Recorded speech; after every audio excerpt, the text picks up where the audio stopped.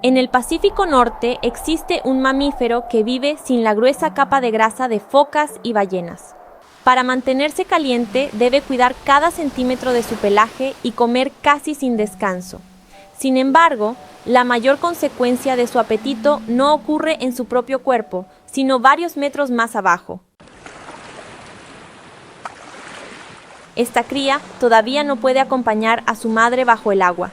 El pelaje la mantiene a flote, pero también la obliga a esperar. Cada vez que la madre se sumerge, desaparece el único territorio seguro que conoce. No se aleja por indiferencia.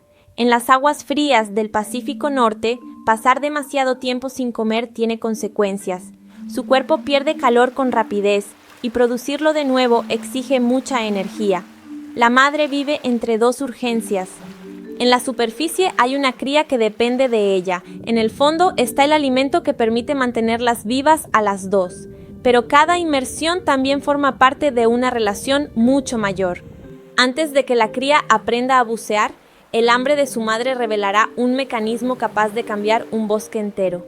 Focas y ballenas conservan el calor gracias, en buena medida, a una gruesa capa de grasa. La nutria marina ha seguido otro camino.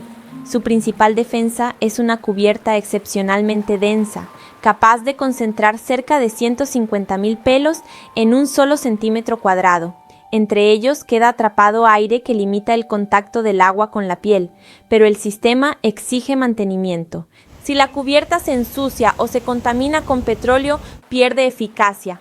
Por eso la nutria se frota, sopla entre los pelos y los ordena una y otra vez. No es comodidad, es termorregulación. La cría depende aún más de ese cuidado. Su pelaje juvenil retiene tanto aire que le proporciona una gran flotabilidad, pero todavía no sabe mantenerlo ni buscar alimento. Durante los primeros meses, la atención materna sustituye las habilidades que aún no ha desarrollado.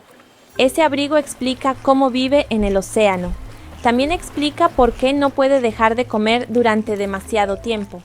Una adulta puede consumir cada día entre una quinta parte y casi una tercera parte de su propia masa corporal. No es voracidad. Su metabolismo elevado compensa la pérdida continua de calor. Para una hembra con cría, la exigencia es mayor. Solo ella la amamanta, transporta, limpia y protege durante un periodo de dependencia que suele rondar los 6 meses. En la fase más difícil, el coste energético de la maternidad puede acercarse al doble del habitual. Cuando necesita bucear, puede dejarla flotando entre las algas para reducir la deriva. Después desciende, guiada por patas ágiles y bigotes sensibles que exploran grietas y superficies ocultas. Cada inmersión resuelve una necesidad y crea otra. Debe encontrar alimento sin prolongar la separación, y una concha cerrada puede convertirse en un problema decisivo.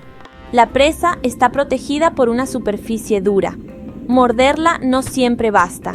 La nutria recoge una piedra y lleva el alimento hacia arriba. Un pliegue de piel bajo una pata delantera le permite transportar lo que encuentra mientras continúa buscando. En la superficie utiliza el pecho como apoyo. La piedra funciona como martillo o como yunque. Los golpes se repiten hasta que la cubierta cede. El uso de herramientas no aparece con igual frecuencia en todas las nutrias ni en todas las regiones. Individuos distintos desarrollan preferencias y estrategias diferentes, pero cuando una piedra permite abrir una presa de cubierta dura, también reduce el esfuerzo y el desgaste dental. Para la madre, el resultado es alimento. Para la cría, leche y tiempo. Para el paisaje bajo ellas, puede significar algo todavía invisible desde la superficie. Las grandes algas pardas conocidas como kelp ascienden desde el fondo y forman bosques submarinos. Ofrecen refugio, alimento y zonas de cría a numerosos peces e invertebrados. Pero el paisaje depende de un equilibrio entre crecimiento y consumo. Los erizos se alimentan de algas. No son enemigos del bosque, forman parte de él. El problema aparece cuando aumentan y su pastoreo supera la recuperación del kelp. Entonces pueden surgir extensiones dominadas por erizos y con mucha menos cobertura vegetal. Este es el segundo apetito de la historia. Mientras la madre come para conservar el calor, los erizos comen para sobrevivir. El encuentro entre ambos puede alterar la dirección del ecosistema. Durante décadas, los ecólogos compararon costas con nutrias y lugares donde habían desaparecido o comenzaban a regresar. En muchas zonas se encontraron un patrón. Las nutrias consumían erizos, la presión de pastoreo disminuía y el kelp encontraba mejores condiciones para crecer. Es una cascada trófica. Un depredador modifica la abundancia o la conducta de sus presas, y el efecto alcanza organismos con los que nunca entra en contacto directo. Aquí cambia la escala de la historia. La nutria no crea el bosque, ni cada erizo consumido salva una costa. Oleaje, temperatura, nutrientes, enfermedades y otros depredadores también intervienen. Estudios de larga duración muestran que el efecto varía según el lugar. Fue intenso durante la recolonización del oeste de la isla de Vancouver, pero mucho más moderado alrededor de la isla de San Nicolás en California. No es una solución mágica, sino una relación poderosa y dependiente del contexto. Allí donde actúa con fuerza, la presencia de nutrias puede favorecer bosques más extensos y limitar los terrenos dominados por erizos. La madre no protege el kelp conscientemente, solo intenta obtener energía para cuidar a su cría.